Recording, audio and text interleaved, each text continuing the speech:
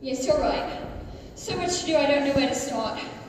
No maids till the morning and all these guests arriving today. Calm down, Ethel. Everything is looking shipshape. Looks nice, don't it, Fred? Looks neat enough for me. Kind of bad. Rich folks like this is bad, it seems. Rich folks is queer. He was a queer sort of gentleman that has built this place. Spent a wicked lot of money on it, he did, and then gets tired of it and puts the whole thing up for sale. Beats me why the Owens wanted to buy it living on an island. Oh, come off it, Ethel, and take that stuff into the kitchen. They'll be here any minute now. Making this tea climb an excuse for a drink, I suppose, like some others I know. I'll be young Jim. I'll be getting along. These two gentlemen are having my car, I understand. I shall want at least 5 loaves and 8 pints of milk in the morning, remember. Right. And don't forget the oil for the engine, Fred. I ought to charge up or else I'll have the lights running down. It's held up on the railway. It's at the station now. Bring it across the rest of tomorrow. And give a hand with the luggage, will you? Right. I forgot to give you the list of guests, Tom. Thanks, old girl.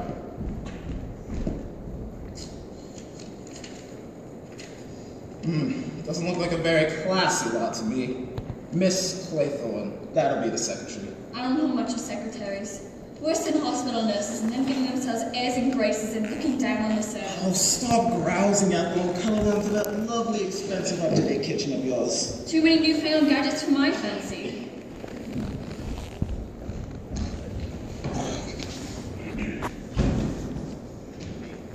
So, this is it. Oh, heavenly love. Miss Claythorne. You're Rogers. Yes, good evening, miss. Good evening, Rogers. Will you help bring up my luggage and Captain Lombard's? Very good, miss. You've been here before? No. But I heard a lot about the place. From Mr. and Mrs. Owen? No. Oh, Johnny Brewer. Padlock. Built this house. It's a sad and poignant story. A love story? Yes, ma'am. The saddest of all. He was a wealthy boy. Fell in love with the famous Lily Logan. Married her, bought the island, built this place. Sounds most romantic. Poor Johnny. He thought by cutting her off from the rest of the world, without even a telephone as a means of communication, he could help her. But of course the fair Lily tired of her ivory tower and escaped. Uh-huh. Johnny went back to Wall Street, made a few more millions, and the place was sold. And here we are. Well, I ought to find Mrs. Owen. The others will be up in a minute. It would be awfully rude to leave me here all by myself. Would it? Well, I wonder where she is. She'll come along when she's ready. While waiting, do you think I could have a drink? I'm very dry. Of course you could. Certainly warm after that sea climb. What's yours? No, not for me. Not on duty. A good secretary is never off duty. Really? Oh, this is exciting. What is? All this. The smell of the sea, the gulls, the beach, and this lovely house. I'm going to enjoy myself. I think you are.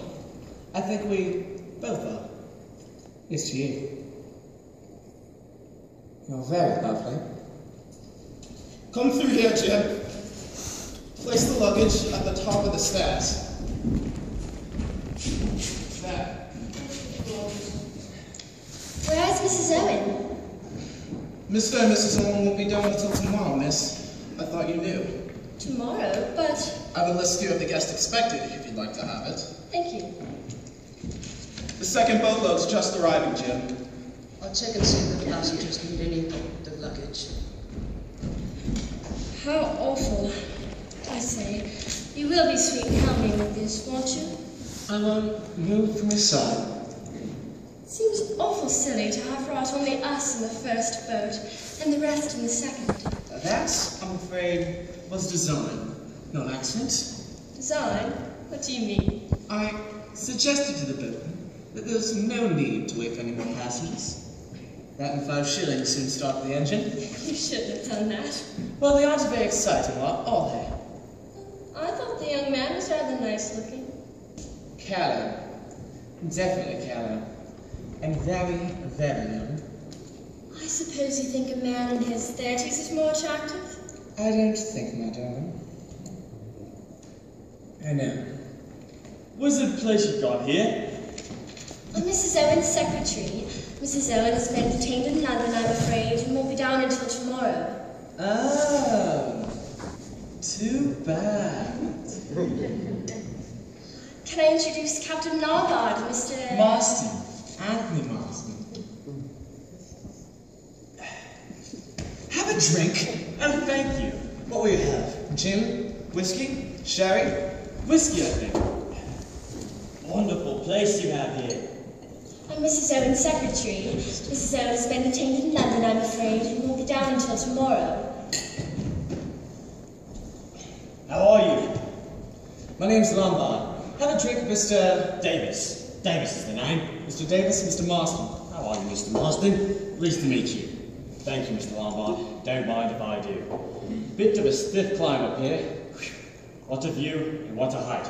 Reminds me of South Africa, this place. Does it? What part?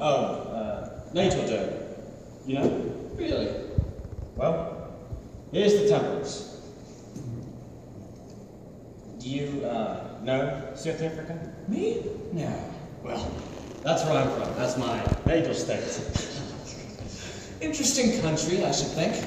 Finest country in the world. Gold, silver, diamonds, oranges, everything a man can want. Talk about a land overflowing with beer and skittles. How do you do? General Mackenzie, isn't it? I'm Mrs. Owen's secretary. Mrs. Owen has been detained in London, I'm afraid, and won't be down until tomorrow. Can I introduce Captain Narbard, Mr. Marston, and Mr. Davis. Davis is the name. Whiskey and soda, sir? Thank you. You in the service? Formerly in the King's African Rifles. Too tame for me in peacetime. I chopped it. Pity. When? That will be all. Thank you. You're welcome, Mom. Thank you. Where is Mrs. Owen? Miss Brent, isn't it? I'm Mrs. Owen's secretary. Mrs. Owen has been detained in London, I'm afraid, And won't be down until tomorrow. Indeed. Most extraordinary. Did she miss the train? I expect so. Won't you have something? May I introduce Captain Lombard, General Mackenzie, Mr. Marston, and Mr. Davis. Davis is the name. May I take your case? Dear, let me give you a drink.